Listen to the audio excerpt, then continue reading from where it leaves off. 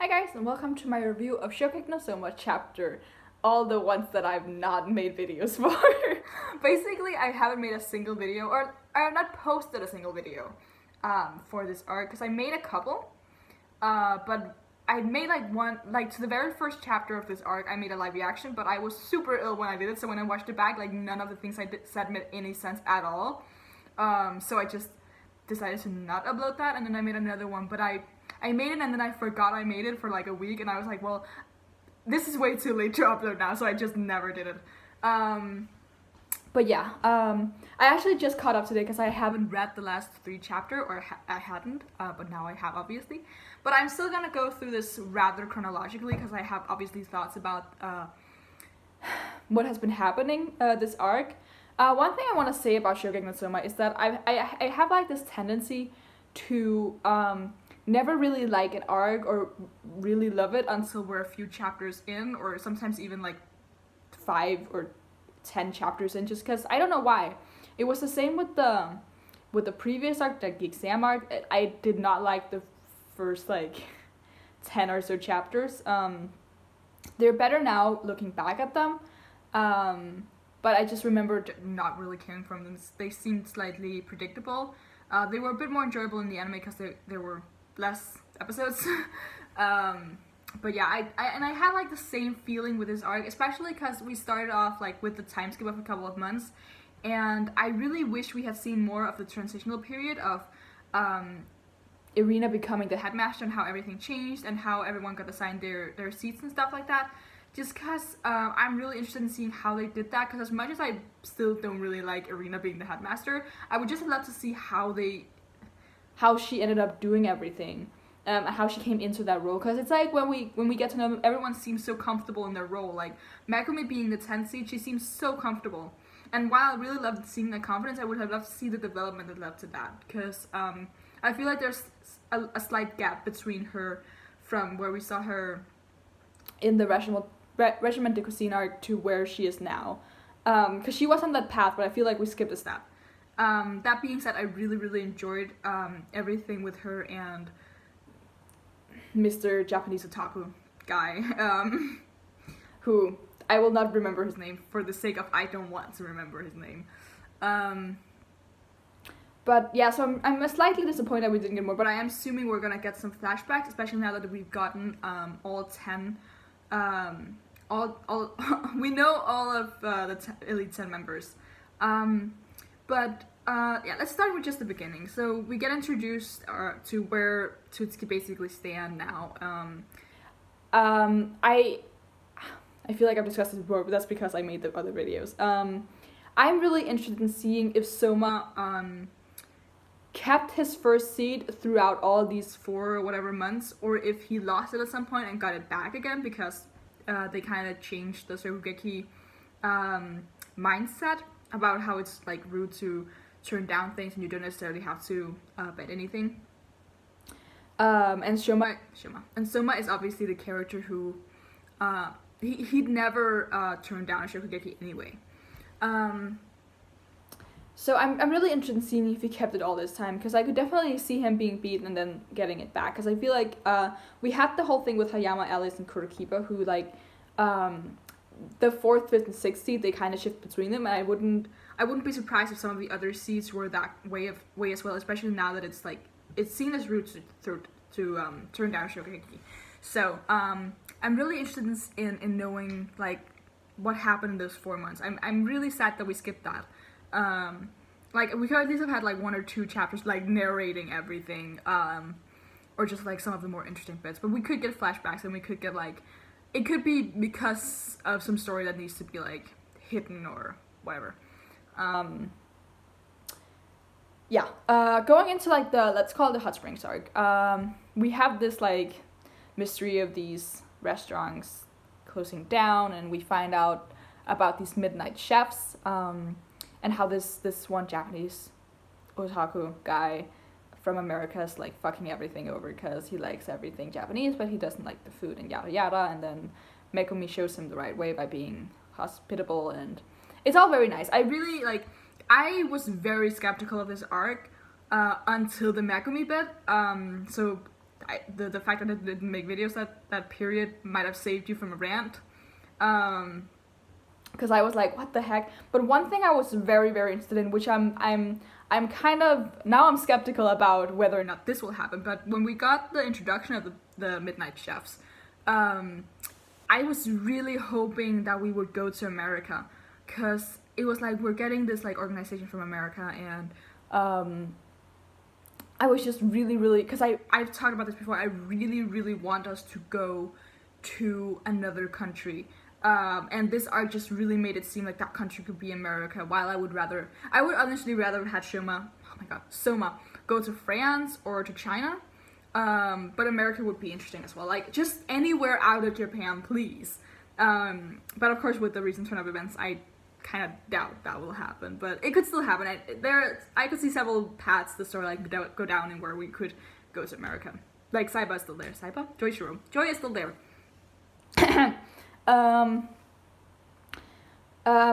Well, we get the revelation that there's this Saiba guy who's been telling the people, the Midnight Chefs, about these Shokugekis, and obviously the first person you think about when you hear Saiba is Joy.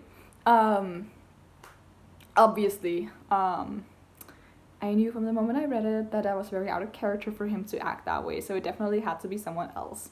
At first, I thought it was like another family member, like not a secret brother, as we find out later, but I was like, oh, maybe it's like the mother in disguise or something, but that also doesn't make sense, because like her name would be Yukihira.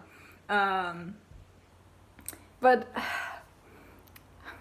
we got the other son reveal, which I literally made a screech like, what the which made my friend very curious, because she was sitting across from me and just like, what are you reading? Why are you so shocked? Because she does not read the series. And I was just screeching for like 5 minutes, because I was like, what? Because I always had like this wild theory that Soma and Irina were related somehow. I think that makes no sense now that there's another sibling, but I'm still like slightly clinging on to that hope. Even though it's literally like a theory based on zero information. It's just something I want to be true. In my dreams, I suppose. But we get this revelation, and we see him defeat Joy. Like, oh my god. Who would have ever thought we would find a person who could defeat him? Are you kidding me? 5-0. I was so shocked.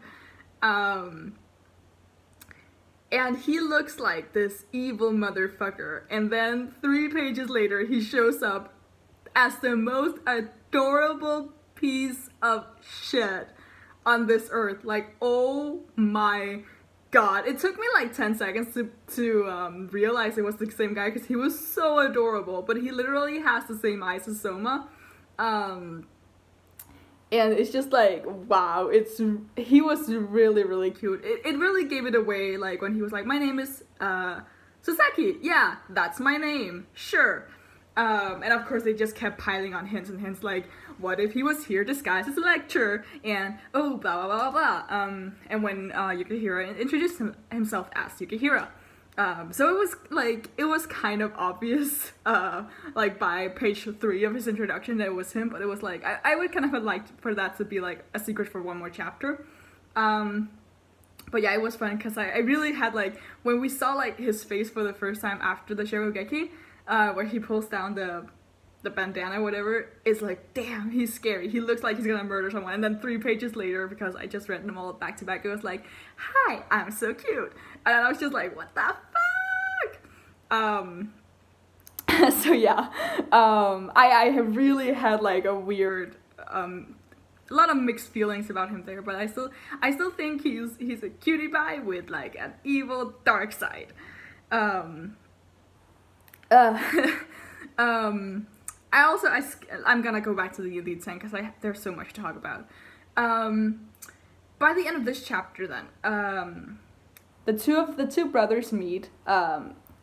Soma, I think he's slowly figuring out that he's definitely the brother, just because he obviously said like, the secret to cooking is to find someone to cook for, which is like his father's advice, right?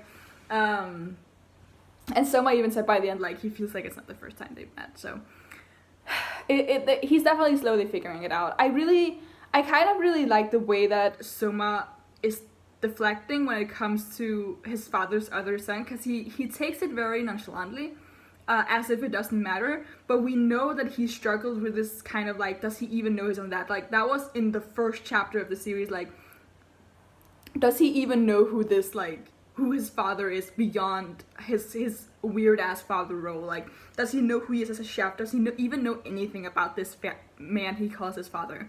Because he's sorry, he's like aware of his antics, he's aware that he's like weird and doesn't really tell him information and stuff, but like he never even know what kind of legendary chef his father was until he got that information from someone else.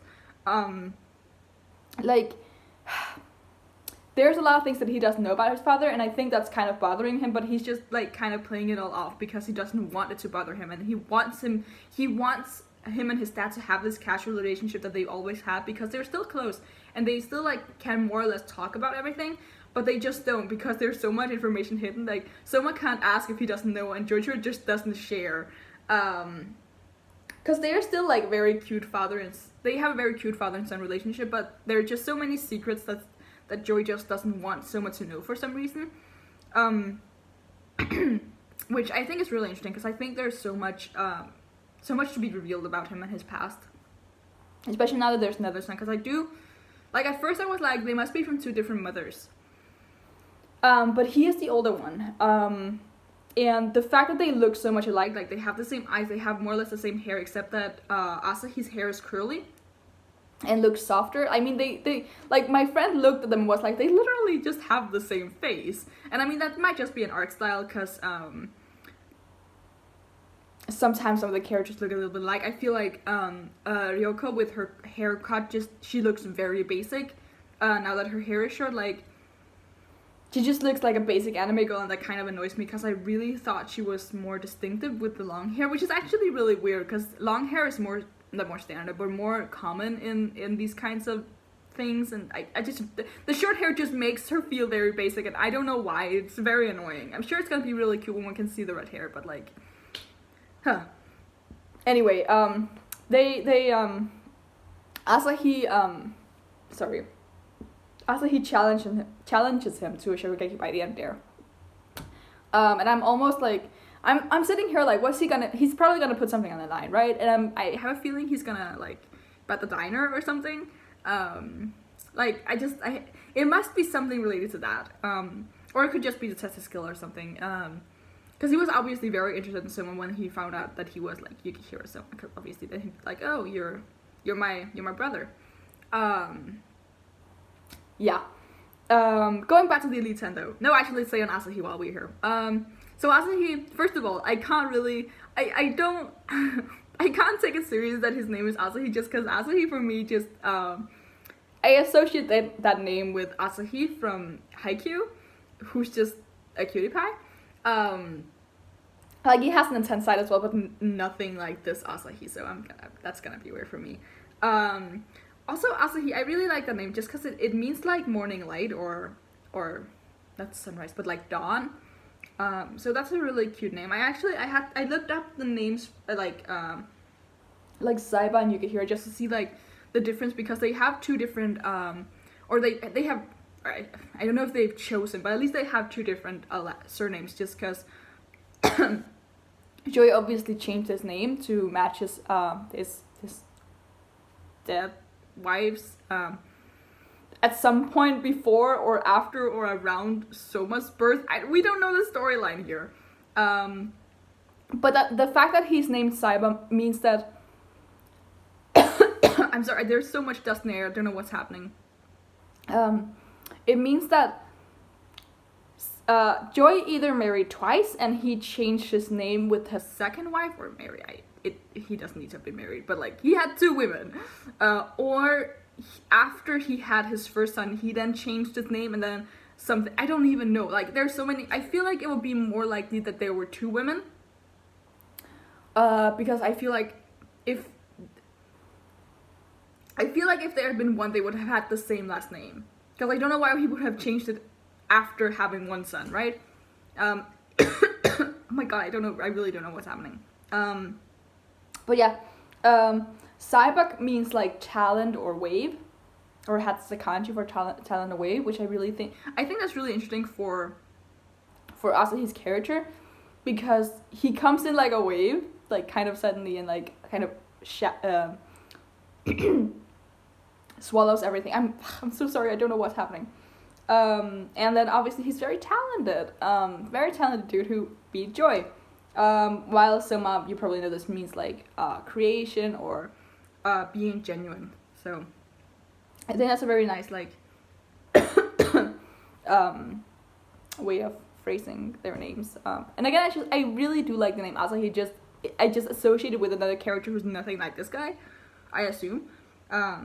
Just because I assume the evil undertones are like more like his real personality, even though he's a really cutie. But we have those glimpses of him being like all edgy and stuff. So yeah. But I'm really interested in seeing where this other guy is gonna take the story, and I want so much to really like get more in touch with like conflicted feelings that he's having, because he usually takes everything so lightly and he gets intense about cooking and stuff, but he's never really had to confront like an identity crisis or something that's really bother him outside of cooking. He has to like kind of face the consequence of his dad maybe not lying to him, but definitely keeping a lot of secrets from him.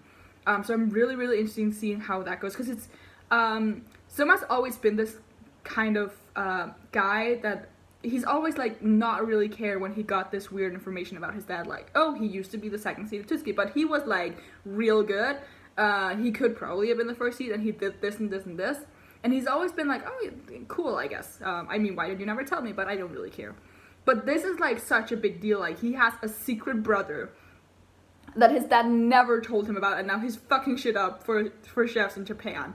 Like, that's a really big secret to keep, and he's definitely gonna have to be conflicted, and I really hope he's gonna confront those emotions, because I would really see him have some emotional growth that he hasn't really had, because he's mostly grown as a chef, and he's, what Soma has mostly learned on this journey is how to be humble and how to learn from others, and be a little less arrogant, because he was very arrogant when the story started, but he's never really confronted, like, his own emotions in a direct way like he would have to here, I think.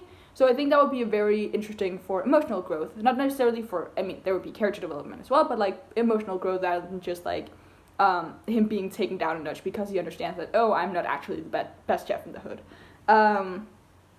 Now, let's go to the Elite 10, because last time I did videos, we only had the announcement of like 5 of them. So if we start from the bottom, we have Megumi number 10, which makes sense. Because she would be one of the people who would be given one of these seats, and I assume she would have gained confidence there. But again, that's one of the things I really would have liked to see, because she would definitely have had Shokugeki's, and she would then have kept her right for the seat by winning. So while I'm really happy that she's 10 and not higher, I would have loved to see how she kept that seat, and if she was assigned that at first, or if she lost to some others, or whatever.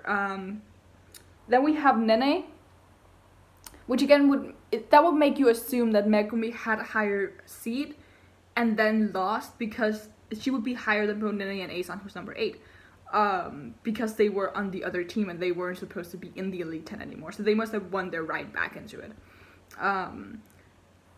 I said this at some point, that it makes sense for Nene and Asan to be on the list, because we know that Asan, even though he was the 9th seed before, we know that he was skilled enough to be higher up on the list, which this ranking reflects, because Nene was the top ranked second year, and now she's under Asan, so it makes sense that he's finally showing more of his cooking abilities to be ranked higher than her.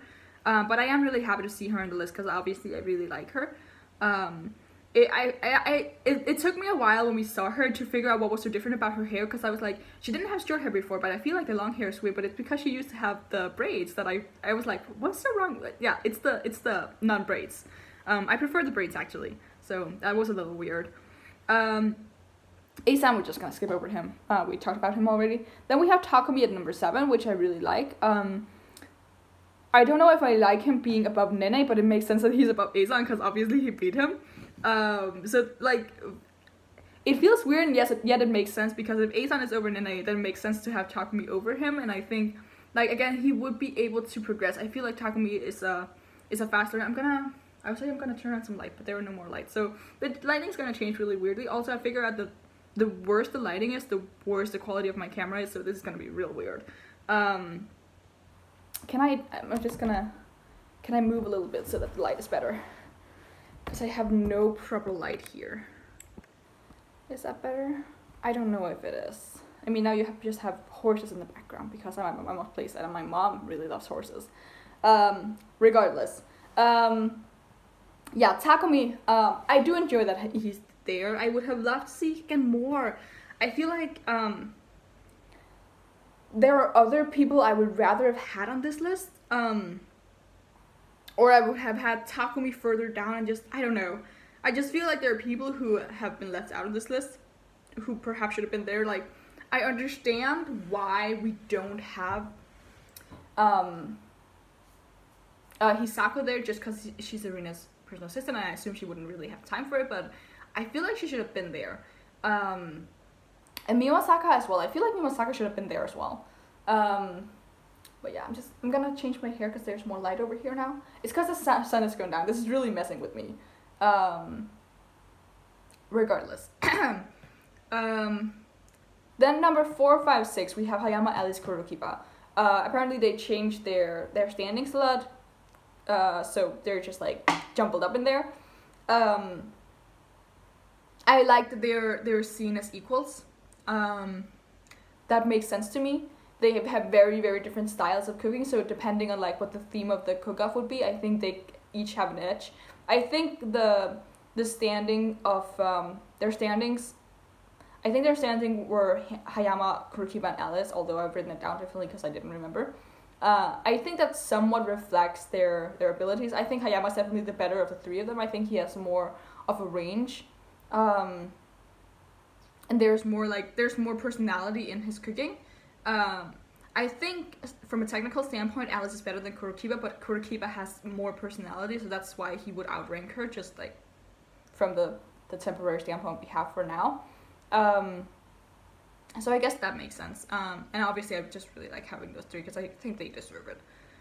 Then we have Kuga at number 3, which I really, really enjoy that he's so far up. Like, he went from number 8 to number 3.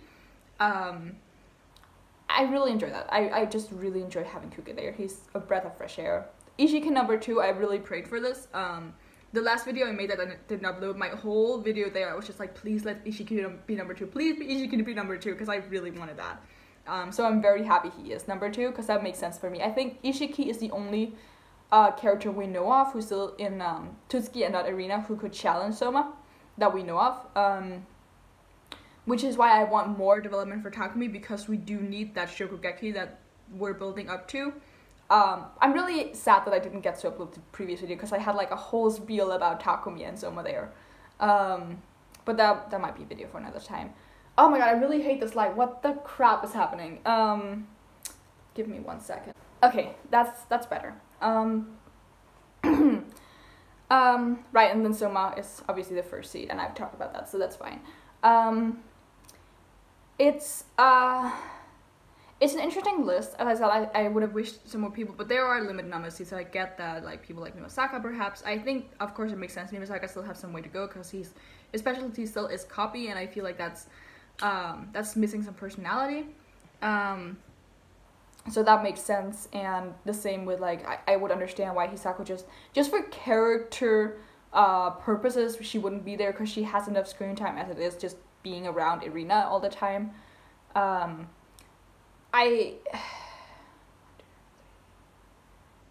Yeah, I'm not gonna answer that. Never mind.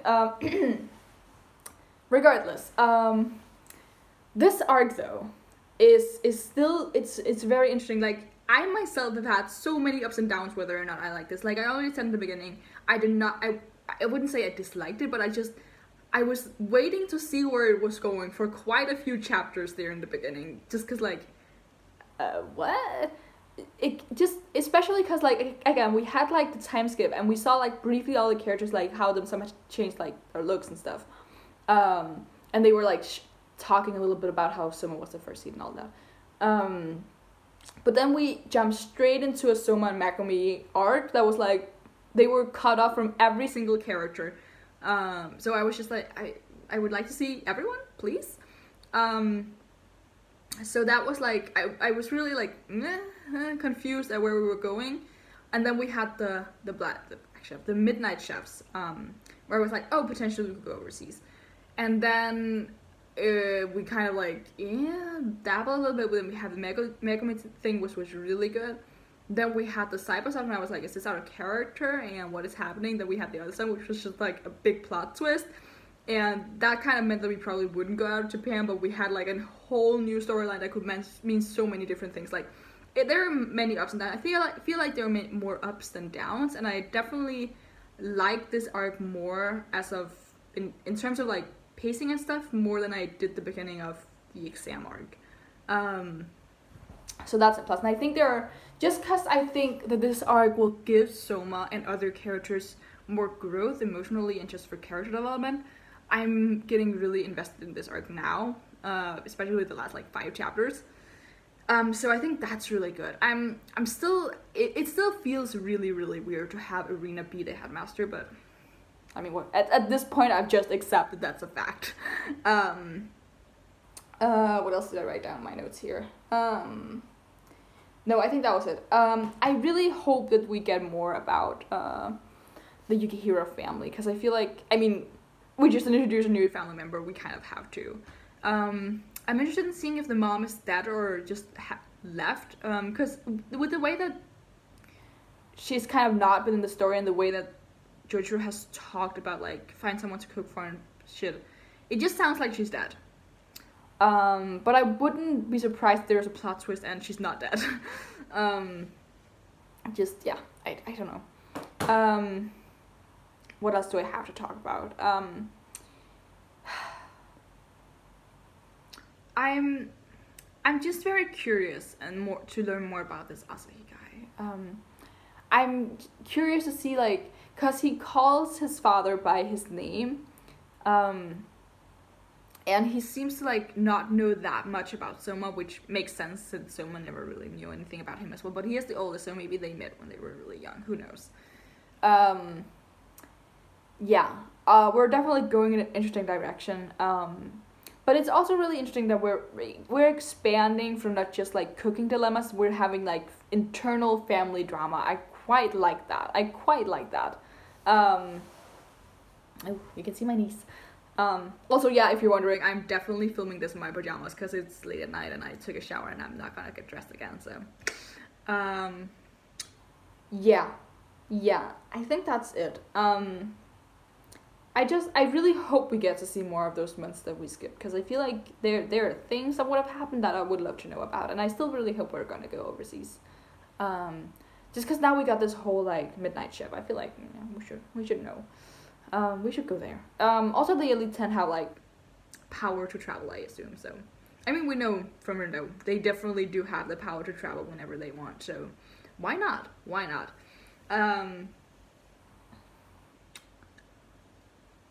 I think that's actually, I'm surprised I managed to keep this at around half an hour, because I thought I would definitely be talking for a long time, but it's a lot when you're like smashing things together.